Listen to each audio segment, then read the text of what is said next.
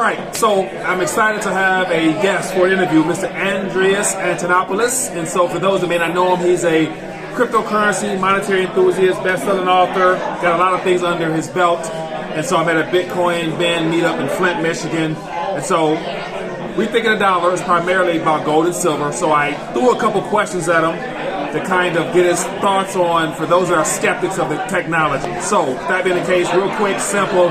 For those that think that gold and silver can't go along with cryptocurrencies, what would you say to them? Oh, I think it's a marriage made in heaven. So I buy gold with Bitcoin, and it allows me to move currency into countries where gold can be purchased with a lot of privacy and a lot of security. And I'm not talking about hypothecated gold and gold certificates. I'm talking about physical gold, properly assayed in Switzerland, in other places like that, in South Africa. And crypto and gold work really well together. And so I diversify my personal holdings, and I hold precious metals as well as crypto. And I think they work really well, because one of the things that you can do very easily is you can use crypto to move across borders, because crypto doesn't weigh a ton, right? It's easy to transport. And then you can buy gold and store it physically yourself at your destination. So what a great combo. I would agree. And so for those that say that cryptocurrency, if there's no internet, you can't spend it. If there's no power, if we go back into a Mad Max scenario, then what would a Bitcoin or Litecoin do me any good? Well, I think the American attitude towards a Mad Max scenario is that much more important than gold is 12-gauge shotgun shells. That is the currency of the apocalypse. Because one of the problems you have is that verifying that the gold is real becomes very, very difficult if you're in a situation where your technology has fallen apart, right? So crypto can be used over any communication medium. It doesn't have to be the internet. The internet is just basically the way we stitch different networks together.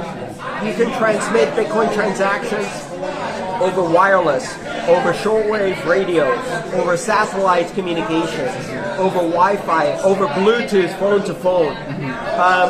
And you can also store Bitcoin transactions on USB sticks and then basically exchange them almost like specie, like physical tokens that are verifiable but not spendable. So you have a private key in the device, but you can only break the seal once. So there's a lot of ways to get around and use crypto even in a low-tech environment. It's not easy. I'm going to be honest with you. In many countries where they have a crisis today, like Venezuela, when they lose power, Bitcoin becomes very difficult to use because you have to be prepared. You need solar panels, you need radios, you need software. And Bitcoin isn't really designed to be best in that environment. But then again, how likely is it that you're going to end up not only in that environment, but in that environment permanently? Right, not at all. You know, I think it's important to think about how do you bootstrap civilization if you do end up in a situation where your electronics and your communications have broken down, which is unlikely to happen on a global level, but likely to happen on a regional level like it's happened in Venezuela. How do you reboot civilization with modern tools? And in that case, again, crypto and precious metals work very well together. Now, one of the big concerns is privacy. Like with gold and silver, you don't know how much weight I'm sitting on or how much I have stored away. Cash is, I can do some things behind, and I can hide my transactions. Cryptocurrency, apart from the privacy coins, it's public ledger, so you can see exactly where, how, when, where, and how much is being sent. I don't want my information out there like that. Well, if you practice good information security, it's actually very difficult to track exactly how much crypto you have. So there's ways around it. And also, I'm a huge fan of privacy coins. I think privacy coins work very well with Bitcoin as a sound monetary policy and precious metal as an instantly verifiable token. to create monetary systems that work together. So I don't believe in putting all of your eggs in one basket anyway, right? So a bit of Bitcoin, a bit of privacy coins, some precious metals, some other basics, baked beans. Yeah. Now, once you're diversifying, anticipating some type of event coming, or just is it just practical safety measures depending on where you're at in the country or where? Right. So I've lived through a number of recessions. I grew up in Greece. I've lived through currency crises. I've lived through hyperinflation, devaluation of the currency. I don't think the U.S. is immune to those things. And so for me, the simple answer is I don't want to be 100% invested in the U.S. dollar. And when I say 100% invested, that means my checking account, my savings account, my retirement, my healthcare providers, my employer, all of my neighbors, all of my real estate, my job, my future earnings, everything is in one currency. So from that perspective, I think of it as diversifying, not because of any event, but because countries go through recessions. And I diversify my clients. I work with people around the world. I diversify my skills. I diversify my location. And I also diversify my assets. I think in the 21st century, one of the most important life skills is to be flexible, to be willing to go with the flow. You want dollars, Bitcoin, gold, ether, silver, or baked beans? I have everything. Like, you want to do business with me in the U.S., in South America, in Europe, in Japan? I'm willing to travel. I've got 3 passports. I'm ready to juggle, right? Being able to be flexible in your movements and in your affiliations. And I have skills across a wide variety of areas. Not all of my skills are in crypto. So I think it's important, like any individual, any human being, to be flexible. And you never know. Something goes wrong with one part of your life. You use the other skills you have to reinvent yourself, right? The age of secure jobs, secure careers, and a secure future is gone, right? So we make of it what we make of it every step of the way. And if you're an American, you already have some very, very enormous privileges with a U.S. passport and the U.S. dollar. And you can take those and translate them into other privileges and advantages. Now, it looks like the governments are getting involved in cryptocurrency with central bank decentralized central bank digital currencies. Exactly. Yeah. And so some people might say that this is all a big setup. That the whole introduction by a gentleman group entity, Satoshi Nakamoto, was an all CIA operative operations. They had a white paper. It was created by the CIA, and so it's a setup for the future of going solely digital, because that's where they want us. We were going digital anyway. Since the 1970s, every currency in the world has been going digital, and the influence and ability to use cash has been actively diminished by every government in the world. Cash is going away. Our future is not a choice between analog money, even precious metals, and digital money. It's all going digital. The question is, what kind of digital? If the CIA created Bitcoin, they really miscalculated, because talk about unintended consequences. The difference between the central bank digital currencies and the open public blockchains is that the open public blockchains are open, borderless, neutral, censorship resistant, immutable, and publicly verifiable. All of the central bank digital currencies are none of those things. They're all centrally controlled surveillance mechanisms.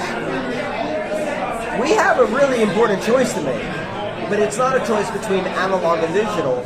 It's a choice between digital surveillance control currencies and digital open public money of the people.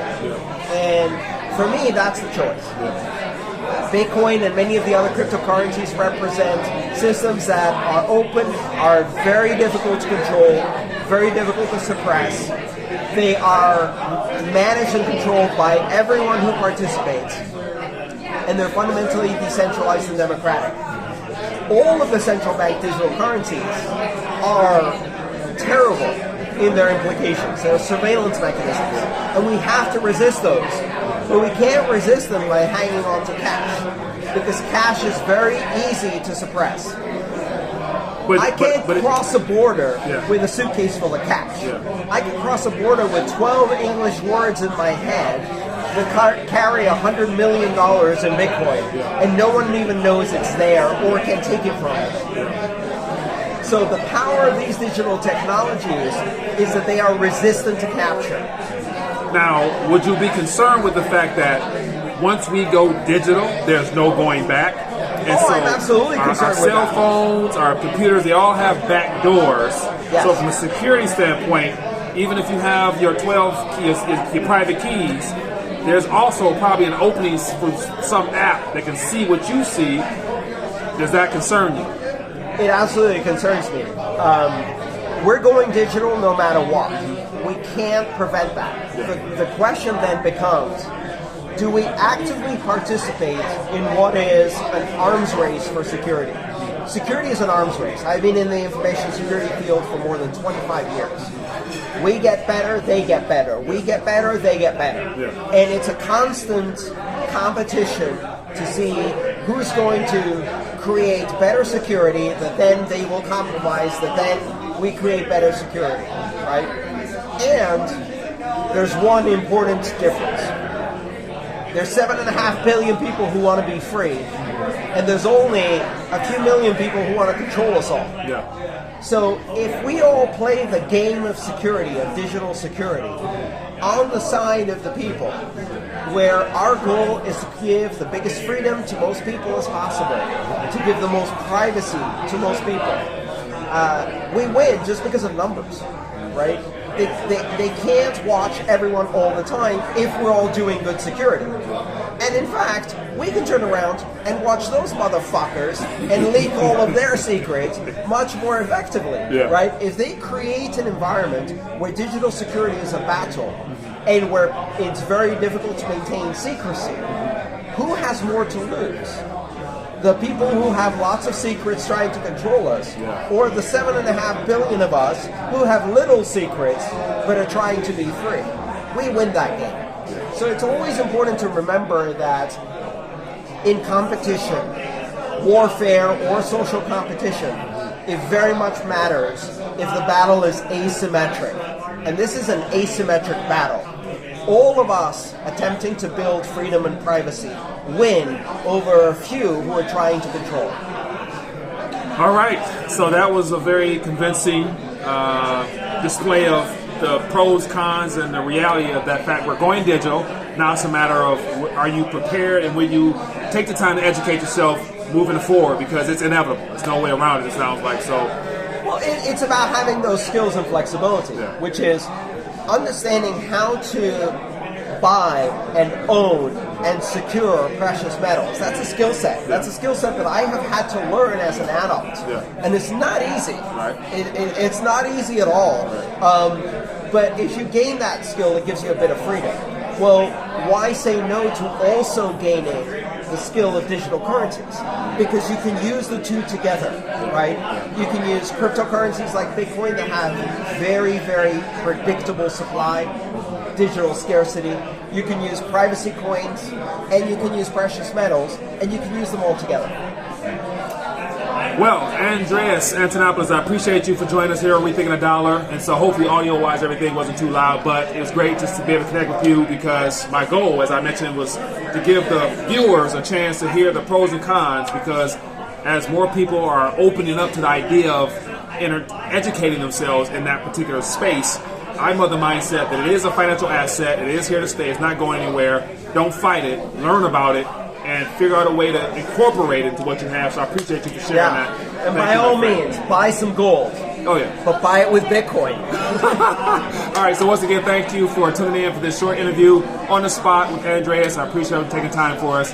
I'll see you guys later. Leave a comment down below. Make sure you subscribe to his YouTube channel if you haven't already. Peace.